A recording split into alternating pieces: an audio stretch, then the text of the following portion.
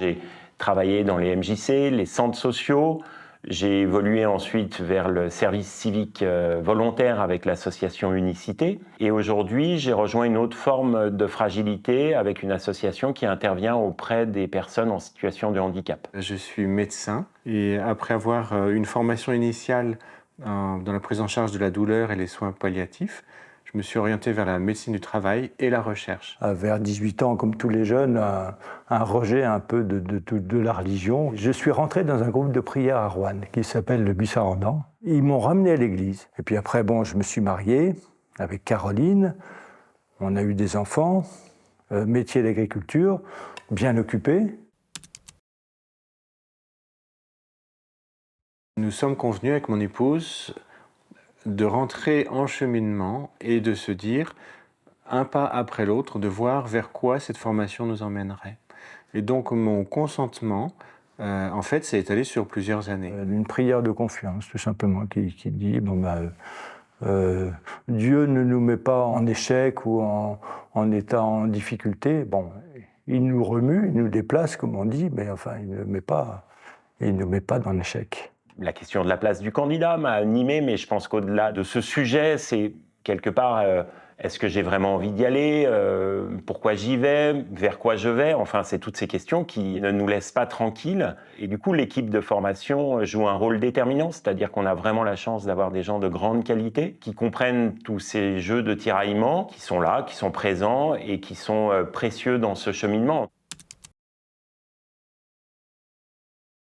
Quand Jérôme a été appelé, je me suis dit, il va jamais y aller. Donc j'étais tranquille. Et puis un jour, il est revenu d'une retraite. Il m'a dit, je crois que cet appel, il faut au moins qu'on aille à la première année de discernement parce que on a reçu beaucoup de grâce dans notre vie et il faut qu'on rende ce que le Seigneur nous a tant donné. La formation nous a beaucoup enrichi, m'a beaucoup enrichi personnellement, puis dans notre couple aussi. J'avoue que j'ai accueilli cet appel avec beaucoup de réticence, pour être honnête. Initialement, en fait, j'avais dit non, c'est pas possible.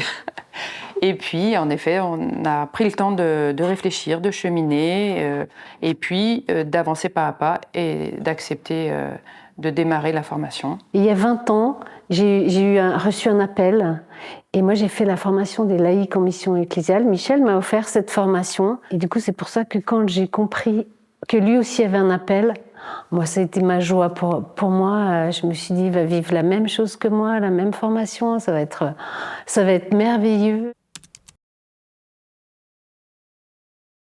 Les personnes avec qui je suis en lien sur la paroisse de Villefranche, je ne les abandonnerai pas. Enfin, voilà, c'est ma priorité. Après, je ne sais pas trop ce qui m'attend. Je dirais que je suis en compagnonnage avec Jérôme.